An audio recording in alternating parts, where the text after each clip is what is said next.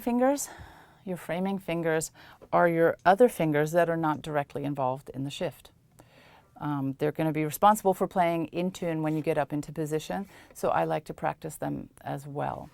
So if my shift, let's say, is a 1-1, my framing fingers would be, depending on the key, those are my framing fingers. And I like to practice that within the context of the repertoire.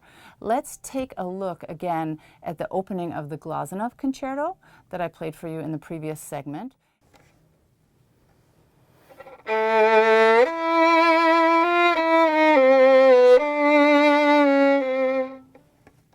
And we already discussed that your shifting finger in that example is first finger.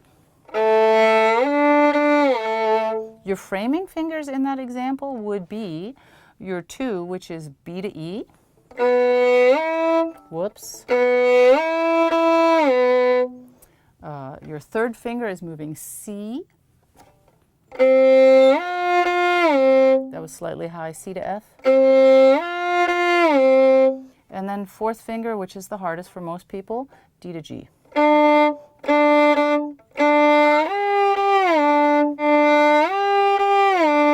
Okay, the fourth finger particularly can teach you the frame, and it's very important. If you have a fourth finger coming up right after your shift, you want to make sure that you practice on all fingers.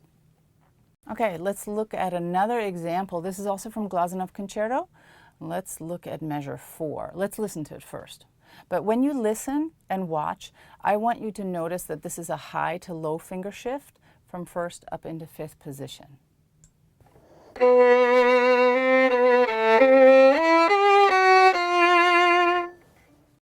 All right, let's look at our shifting finger to begin with, because we didn't do that on this excerpt yet.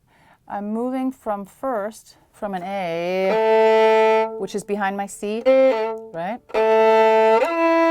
into E, okay? My framing finger, so I'm definitely going to be practicing that. My framing fingers are B to F sharp. Now, why am I doing F sharp? It's not in the key, but it is coming up right after I get up into position, and it keeps me playing a perfect fifth, which I also like. So that's what I would choose for that. Third finger, going to a G, and fourth finger.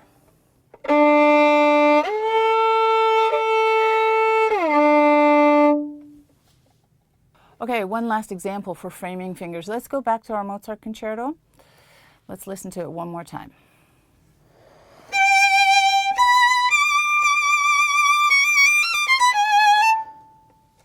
Your shifting finger is F sharp to B.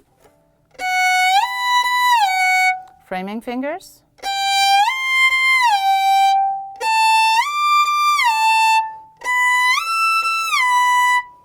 Makes sense? I chose to go to C, not C sharp. There are people who would do it the other way around because C sharp is coming up, but for me, I like to stay on the fourth there.